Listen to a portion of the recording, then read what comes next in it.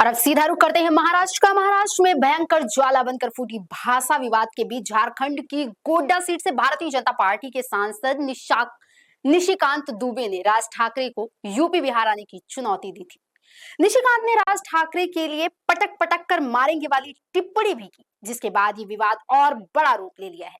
इस बयान के बाद अब शिवसेना के प्रमुख उद्धव ठाकरे ने अपनी प्रतिक्रिया दी है। दरअसल उद्धव ठाकरे ने निशिकांत दुबे पर तगड़ा पलटवार किया और कहा कि कुछ लोग लकड़बग्घे की तरह राज्य में शांति और सौहार्द बिगाड़ने का प्रयास कर रहे हैं। उन्होंने बीजेपी पर फूट डालो और राज करो की नीति पर चलने, राजनीतिक फायदा हासिल करने के प्रयास करने का आरोप भी लगाया है। उद्धव ने कहा कि राजनीति की यह शैली अब अपनी प्रासंगिकता बहुत पहले ही खो चुकी है। मुंबई में हमारी रैली की सफलता से बीजेपी काफी परेशान है। उन्होंने जोर देते हुए कहा कि हम किसी भी भाषा के खिलाफ नहीं हैं। संसद में हमारे सांसद भी हिंदी भाषा का प्रयोग करते हैं, लेकिन हम किसी भी भाषा को जबरदस्ती थोपे जाने पर विरोध करते हैं।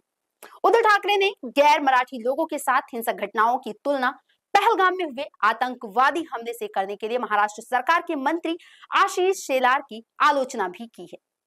साथ ही उन्होंने कहा कि यह लोग महाराष्ट्र और मराठी भाषा को बुरी तरह से ठेस पहुंचा रहे हैं।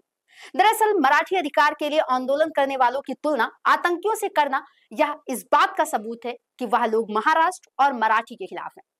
उद्धव ठाकरे ने सवाल किया है और कहा है कि क्या पहलगाम के आतंकी बीजेपी नेताओं के घरों में छुपे बैठे हैं?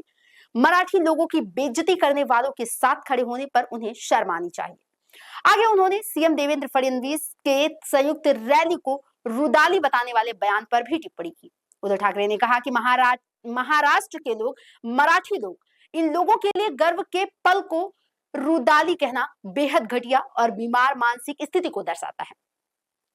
देवेंद्र फडणवीस को मराठी लोगों के उत्सव का अपमान करने के लिए हिंदी शब्द उधार लेना पड़ा। बीजेपी को रोने के लिए भी और भी दलों से लोगों को उधार लेना पड़ा।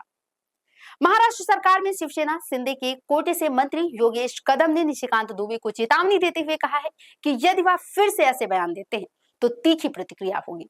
वह 4 बार के सांसद रह चुके हैं, उनके कद के व्यक्ति का ऐसे बयान देना शोभा नहीं देता। उन्होंने कहा कि किस प्रकार की टिप्पणियां कैसे की जा रही हैं, इस चीज को स्वीकार नहीं किया जाएगा।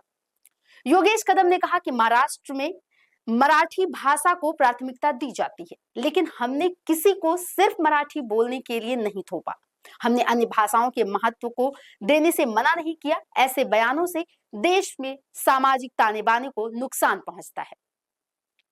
दरअसल महाराष्ट्र में 3 लैंग्वेज पॉलिसी पर भयंकर रूप से मचे सियासी भूचाल के बीच इस विवाद की शुरुआत हुई थी, जब राज ठाकरे की पार्टी महाराष्ट्र नवनिर्माण सेना के समर्थकों ने मराठी ना बोलने पर एक दुकानदार की जमकर पिटाई कर दी थी। राज ठाकरे का भी एक बयान सामने आया था कि मारो लेकिन वीडियो मत बनाओ।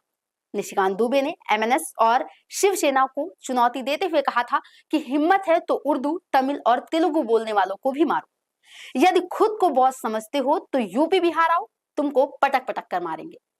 आपको बता दें कि महाराष्ट्र में भाषा विवाद लगातार जारी है। नई शिक्षा नीति के अंतर्गत हिंदी को तीसरी भाषा के रूप में अनिवार्य करने के आदेश पर फडणवीस सरकार को बैकफुट पर आना पड़ा।